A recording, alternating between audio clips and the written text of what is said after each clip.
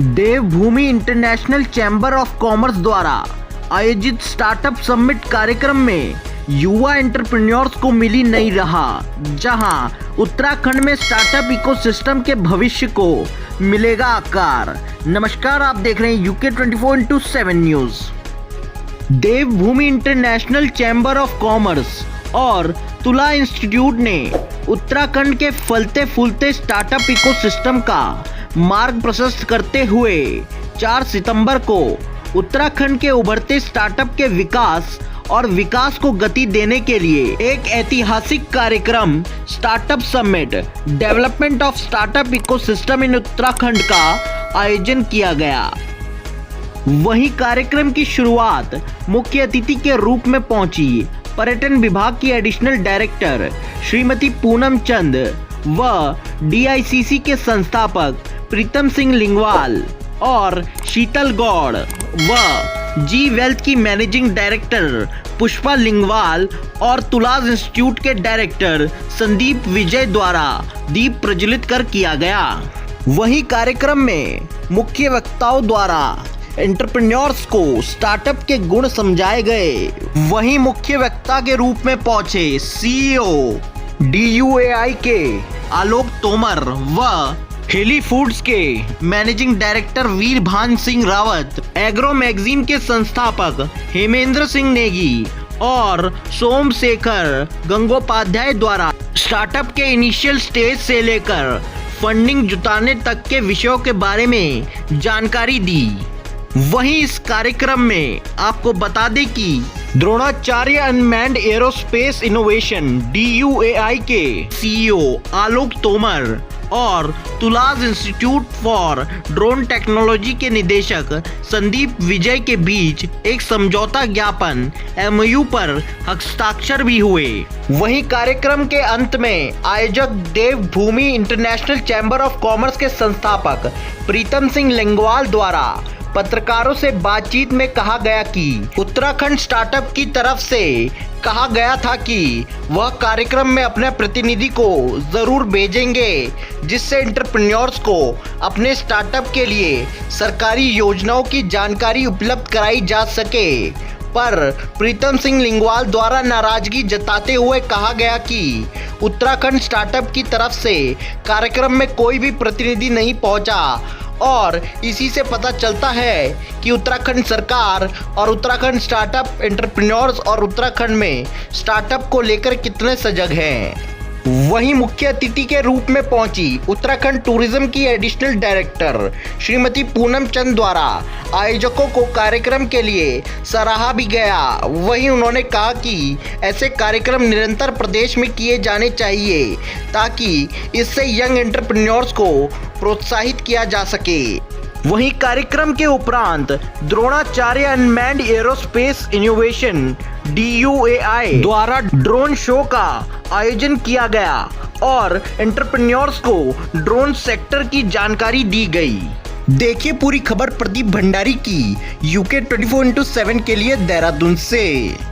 जैसे स्टार्टअप्स की बात कर रहे हैं मैम, आज स्टार्टअप समिट का आयोजन तुलास कॉलेज में किया गया, तो क्या लगता है कि एंटरप्रेन्योर्स को कितना इससे सपोर्ट मिल पाएगा और स्टार्टअप्स को कितना फायदा पहुंचेगा?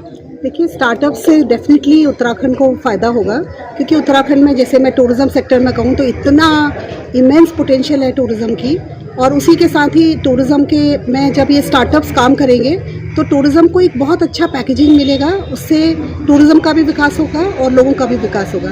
जो नए नए तरह के जो अभिनव प्रयोग होते हैं, इनोवेटिव आइडियाज़ जो होते हैं, उससे टूरिज़्म में के फील्ड में जो एक्सपीरियंस होता है टूरिस्ट को, एक विशेष एक्सपीरियंस के लिए टूरिज़्म आता है, टूरिस्ट आता है। तो स्टार्टअप से ही वो जो स्पेशल जो उनका वो जो एक्सपीरियंस मिलेगा, उसी के आधार पर यहाँ के जितने स्टार्टअप्स हैं उनको भी बिजनेस मिलेगा।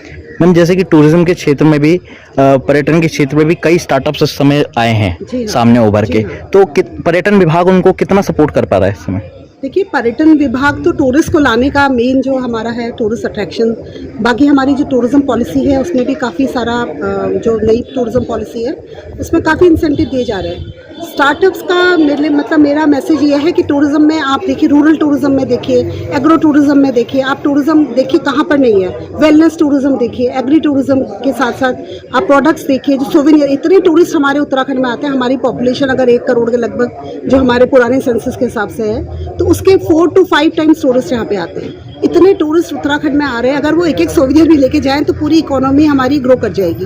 तो उसी के लिए स्टार्टअप और उनको इजी करने के लिए किसी भी तरह की उनके एक्सपीरियंस को और उनको और ईज आउट करने के लिए और उनको और अच्छा करने के लिए ही ये स्टार्टअप चाहिए हमें। मैम, जैसे कि इस समय यात्रा सीजन भी चल रहा है, जी हाँ। चारधाम यात्रा अपने चरम पर है, मौसम भी खुल चुका है, तो पर्यटन विभाग ने जैसे हमारे पर्यटन विभाग की तरफ से काफी सारी योजनाएं हैं, होम स्टे भी उनमें से एक है। तो उत्तराखंड प्रदेश में काफी सारी बेरोजगारी है, आपने देखा होगा पहाड़ के पढ़े लिखे बेरोजगार घर में बैठे हैं, तो उन बेरोजगार लोग होम स्टे का अपना काम शुरू करना चाह रहे हैं, तो होम स्टे के लिए पर्यटन विभाग उनको कितना सिंगल विंडो सिस्टम दे पा रहा है?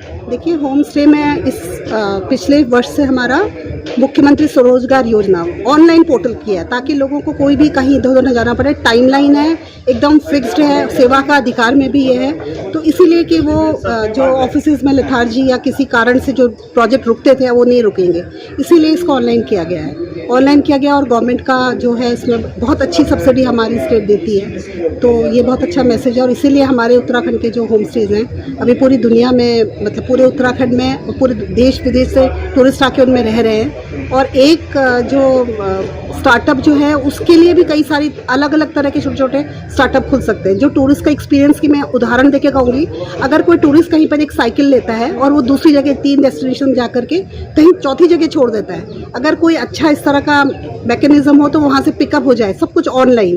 तो इस तरह की जो ब्रांडिंग या कुछ इस तरह का जो ईज आउट करने के लिए जो टूरिस्ट को सुविधा देने की चीज़ें होती है ना, तो उससे बहुत प्रोडक्ट्स हैं, इतने अच्छे अच्छे प्रोडक्ट्स आप ऑनलाइन ले सकते हैं। और होम स्टेज में भी लोग रख सकते हैं। होम स्टेज जितने उत्तराखंड में डेवलप हो रहे हैं, तो उनको स्टार्टअप से डेफिनेटली फ़ायदा मिलेगा।